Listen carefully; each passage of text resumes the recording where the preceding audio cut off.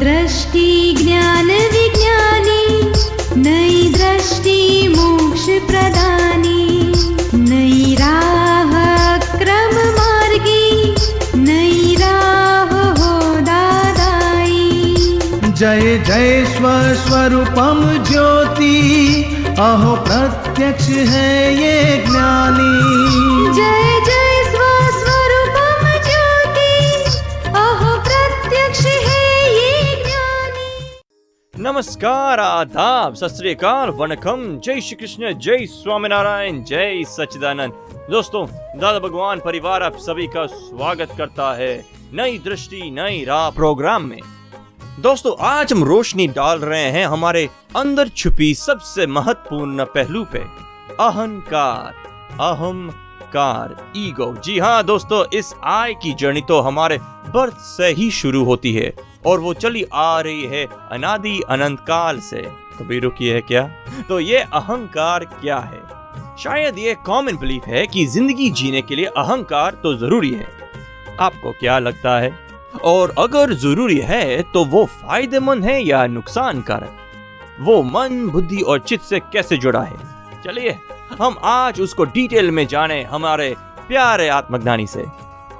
जो हम चरण विधि ये सब करते हैं वो ईगो का पार्ट होता है क्या ज्ञान के बाद भी? एक्चुअली ईगो किसको बोला जाता है? आई इज देयर, पर मैं कृष्ण किरण हूँ मानना, उसको ईगो बोला जाता है। तो मैं कृष्ण कुमार किरण हूँ छूट गया, फिर भी मैं तो हूँ। तो जो बिलीफ है मैं हूँ, उसको जागृति बोला जाता है, जागृत आत्मा।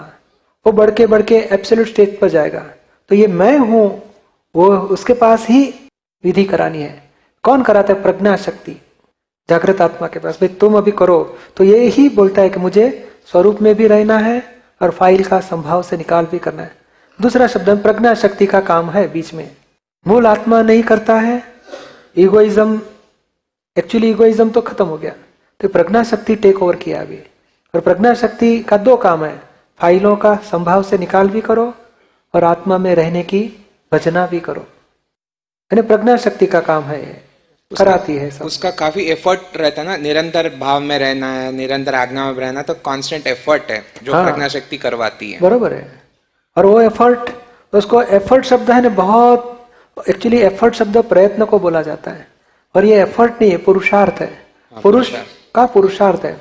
मैं शुद्धात्मा, वो पुरुष पद है, और कृष्ण किरण वो प्रकृति का स्वरूप है। और प्रकृति से अलग रहना और प्रकृति का ज्ञाता दृष्टा रहना, वो पुरुष का पुरुषार्थ है। पुरुषार्थ पद में आपको रख दिया है। प्रयत्न में एविडेंस की जरूरत है और पुरुषार्थ में जागृति की जरूरत है। आप सुन रहे हैं नई दृष्टि नई राह। आज हम बात कर रहे हैं ईगो की, अहंकार की, यानी हमारे अपने आई की। चलिए बढ़ते हैं हमारे नेक्स्ट सेगमेंट की ओर। अहंकार जड़ है, तो कैसे पता चलेगा कि नींद में मैं सोया हूँ कि जग रहा हूँ? अहंकार तो जड़ जाने जड़ नहीं है, मिश्र चेतन है। और ज्ञान के बाद निश्चेतन चेतन बोला जाता है ना, जीवंत जैसा पावर भरा हुआ है, वो काम कर रहा है अभी। और वो सब संसार व्यवहार का काम कर सकता है। नहीं, खाना खाते बोलेगा इसमें नमक कम है, इसमें नमक ज्यादा है, सब बता सकता है। यानी इतना जड़ नहीं है। जड़ यानी ये जो निर्जीव पदार्थ जैसा जड़ नहीं है, मगर जीवंत जैसा पावर भरा हुआ है। ये कंप्यूटर में नहीं, पावर भर के कंप्यूटर सब सेंसर से वो समझ सकता है ना, कलर भी देख रहा है, स्वाद भी बता सकता है। कंप्यूटर कैसे, जैसे कंप्यूटर जैसा हो गया है, रोबोट जैसा, मगर मैकेनिकल है, डिस्चार्ज में है, मगर पावर पूरा हो गया तो मृत्यु बोला जाएगा बाद में। तो अहंकार में से निकल के विश्व आत्मा में आए तो उसको हाँ, आप आ गए विश्व आत्मा में। अभी अहंकार सुशीला मेरा वो फाइल का संभाव से निकाल करने का। और फिर जैसे ही बताते आज खाने में लगा के इसमें टेस्ट आया, उसमें टेस्ट आया, वो तन्मयकार वृत्ति हुई तो अहंकार या वो अहंकार का मतलब? तो उसको सुशीला का अहंकार हो जाएगा। आप जुदा रह के आपको अच्छा लगा, चलो संभाव से निकाल करो इसका फाइल। और कभी कभी आप ये भी कहते हो कि तन्मयकार नहीं होना चाहिए, और कभी कभी कहते स्वाद लेना भी चाहिए, तो फिर ये मन स्वाद बताएगा, तो हम जानना चाहिए कि मन को ये अच्छा लगा, ये नहीं लगा। आप जुदा रहने का। आहारी को अच्छा बुरा लगता है, मजा आती है, टेस्ट लगता है। हम निराहारी उसको जानेंगे। आप सुन रहे हैं नई दृष्टि नई राह। अधिक जानकारी के लिए फोन नंबर है 1877-505 दादा एक्सटेंशन 23। हमारी वेबसाइट है hindi.dadabhagwan.org या फिर ईमेल करें dadaonradio@us.dadabhagwan.org। मेरा प्रश्न है, आत्मा करता है और ये शरीर भी करता है, ये नहीं कर्म करता, तो फिर अहंकार बार बार जन्म लेता है। कौन बार बार जन्म लेता है? अहंकारी देह कौन धरता है? अहंकारी देह धारण करता है, और अहंकार ही वो खुद ही बोलता है मेरा जन्म हुआ, बस दिवाली के बाद मैं नहीं रहूंगा, मेरा मृत्यु होएगा। ऐसे खुद ही अहंकारी जन्म पाता है, अहंकारी मृत्यु पाता है। और सचमुच तो देह का जन्म होता है, देह का मृत्यु होता है, सिर्फ मानता है मेरा मृत्यु हुआ, मेरा जन्म हुआ, मैं राजेश्वरी, वही अहंकार। क्योंकि आत्मा का मृत्यु भी नहीं है, आत्मा का जन्म भी नहीं है, और देह का मृत्यु है, क्योंकि देह पुद्गल की अवस्था है, उत्पन्न भी होती है, विनाश भी होती है, और खुद मान लेता है कि मेरी मृत्यु हुई, मेरा जन्म हुआ, मैं अभी 12 साल हुआ, मैं 25 साल का हुआ। ये कौन मानता है? अहंकार ही मानता है। अहंकार तो जड़ होता है। जड़ इतना जड़ नहीं, वो मिश्र चेतन है, मिश्र चेतन है। आप सुन रहे हैं नई दृष्टि नई राह। आज हम बात कर रहे हैं ईगो की। दोस्तों, तो इस अहंकार से छुटकारा कैसे पाएं? चलिए जानते हैं हमारे प्यारे आत्मज्ञानी से। मैं कुछ हूँ, ये मैं जानता हूँ, और अहम से बाहर कैसे निकल जाएं? आत्मा का अविनाशी आनंद मिला, फिर भी संसार की विनाशी वस्तुओं और भौतिक सुखों में मन बिगड़ा रहता है, उसमें से बाहर निकल सको ऐसी शक्ति दो। जय सच्चिदानंद। ये देखो, ये श्याम रहेगा संसार में, भौतिक में, और आप आत्मा में रह सकते हो। दो जुदा कर दो। श्याम में अहंकार है, मैं कुछ हूँ, मैं जानता हूँ, और उसका मन भौतिक वस्तुओं में सुख लेने में जाता है, चित भी जाता है। उसको जुदा रखो और फाइलों का संभाव से निकाल करो, और आप जानो कि श्याम को कितना मोह है, कम हुआ, ज्यादा हुआ, उसके प्रतिक्रमण प्रत्याख्यान कराओ। किसी को दुख हो गया तो समझ में आता है जी, वो धीरे धीरे कम होते होते खत्म हो जाएगा, क्योंकि मोह अभी डिस्चार्ज मोह है। पहले मैं ही श्याम हूँ, मुझे होता है मानने से वो चार्ज भी होता था, डिस्चार्ज भी है ना। एक टांकी रहेगी, तो हम पंप चालू किया तो पानी भरता भी था, हम वापरते भी थे, वो टांकी कभी खत्म ही नहीं होती थी। अभी पंप ही डिस्कनेक्ट कर दिया, अभी जो है पानी भरा हुआ वो धीरे धीरे निकलेगा और टांकी खत्म होते जाएगी। समझ में आया जी? हम इतनी ही जागृति रखें कि मैं जानता हूं, मैं कुछ हूं, मगर उससे किसी के दोष मत देखो, किसी के नेगेटिव मत देखो, किसी को दुख मत दो।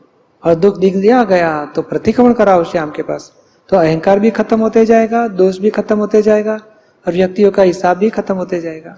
समझ में आया आपको? आप सुन रहे हैं नई दृष्टि नई राह।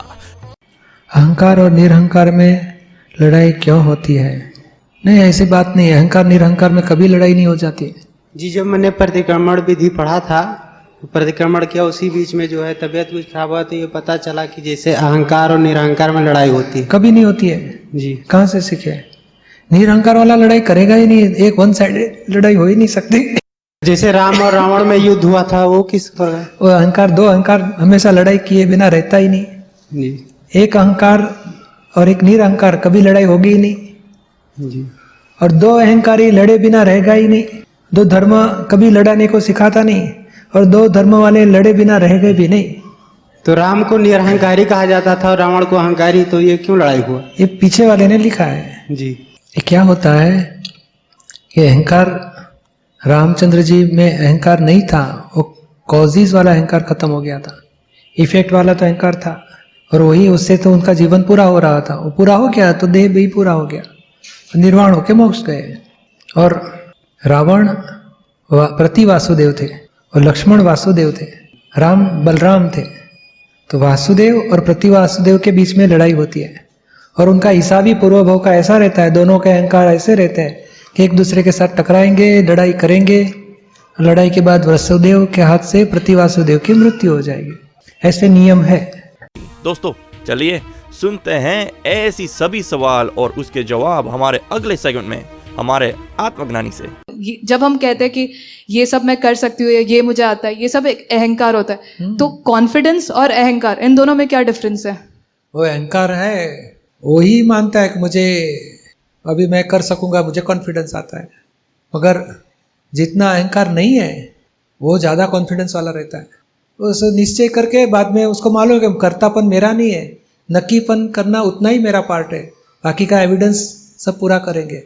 तो उसको साइंटिफिक सर्कमस्टेंशियल एविडेंस की जागृति रहती है, ये निश्चय बल इतना है कि उसका सब कार्य अपने आप पूरे हो जाते हैं। और ये अहंकार जो करना चाहता है तो उसको ये पॉजिटिव एविडेंस आते हैं तो अहंकार बढ़ जाता है, देखो मैं कितना अच्छा कर गया। और जब नेगेटिव एविडेंस आ गए तो डिस्टर्ब हो जाता है और नेगेटिव सोच भी लेता है, अभी नहीं होएगा, जाने दो, मरने दो, नहीं करना है। तो कॉन्फिडेंस वाला नेगेटिव में कभी आता ही नहीं है, वो डिस्टर्ब हो जाता है।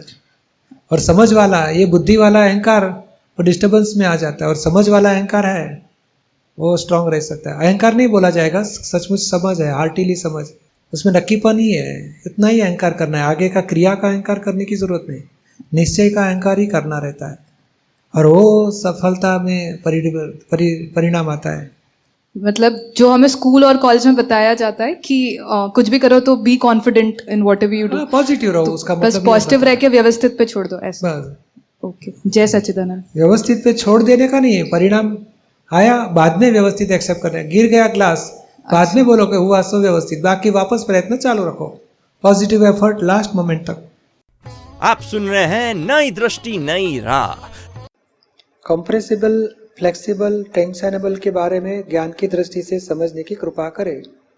ये क्या बताना चाहते हैं कि कंप्रेसिबल यानी नहीं, बहुत बड़ा कंप्रेशन यानी कोई प्रेशर दिया तो ब्रिक टूट जाती है, तो हमें हमारी स्थिति ऐसी होनी चाहिए कितना भी प्रेशर आए ब्रेक डाउन ना हो जाए।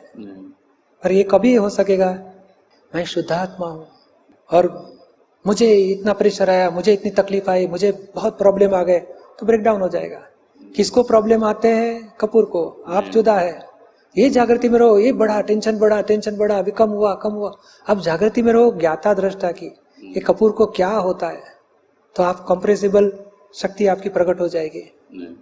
फ्लेक्सिबल यानी एवरी मोमेंट, अभी बोले सत्संग करना है, बाद में बोले नहीं ये मृत्यु हो गई, उधर दौड़ना है, हॉस्पिटल में जाना है, कोई भी स्मशान में जाना है, एवरी मोमेंट के लिए हम रेडी है।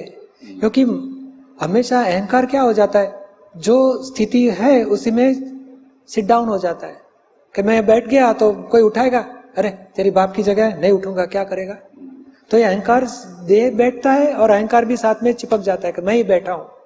और अहंकार जुदा रहेगा तो कभी हो सकेगा, तो मैं शुद्धात्मा हूं, बैठने वाला कौन, उसको जागृति में रहोगे तो ये बैठने की स्थिति में से उठाएगा तो ये धक्का मारेगा, तो भी आपको जागृति रहेगी, ये इसको होता है, मुझे नहीं। एवरी मोमेंट मैं फ्लेक्सिबल रह सकता हूँ, कभी तो मैं शुद्धात्मा पद में रहूंगा। तो समझ में आता है जी। ये पोतापन फ्लेक्सिबल नहीं होता है, फिक्स हो जाता है, और स्व में आ गए तो फ्लेक्सिबल हो गया।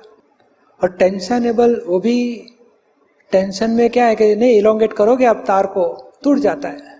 और ये हम कितना भी हमें प्रेशर आया और कितना भी दबाव आने के बाद में भी ज्ञान वाला कभी टूट नहीं जाता है। तो ये ज्ञान की स्थिति, ऐसे ज्ञानी पुरुष दादा क्या बताए खुद के लिए कि हमारा कंप्रेसिबल रहते हैं, फ्लेक्सिबल रहते हैं, टेंशनेबल रहते हैं। तो ये ज्ञान की स्थिति के वजह से ये स्थिति उत्पन्न हो गई उनकी, और हमें भी यही ज्ञान मिला है। हम 5 आज्ञा में रहे तो हमें ये परिणाम अनुभव में आएगा। आप सुन रहे हैं नई दृष्टि नई राह, जो सुलझ जाता है जिंदगी के हर सवाल को। दोस्तों, आज हमने जाना अहंकार के बारे में। हमारे प्यारे आत्मज्ञानी ने हमें बताया कि कैसे हम इस अहंकार की पकड़ से छूट सकते हैं। तो चलिए आत्मज्ञानी से ज्ञान पाके निरअहंकारी पद की जर्नी शुरू करें। ऐसे ही और ज्ञान भरी इंफॉर्मेशन पाने के लिए सुनते रहिए हमारा अपना कार्यक्रम नई दृष्टि नई राह। और अधिक जानकारी के लिए हमें कॉल करें 1877-505 एक्सटेंशन 23, और लॉग इन करें hindi.dadabhagwan.org, या फिर ईमेल करें dadaonradio@us.dadabhagwan.org। आज के लिए हमें दे इजाजत, कल फिर मुलाकात होगी। तब तक के लिए निरअहंकारी बनने का पुरुषार्थ करते रहिए। जय सच्चिदानंद।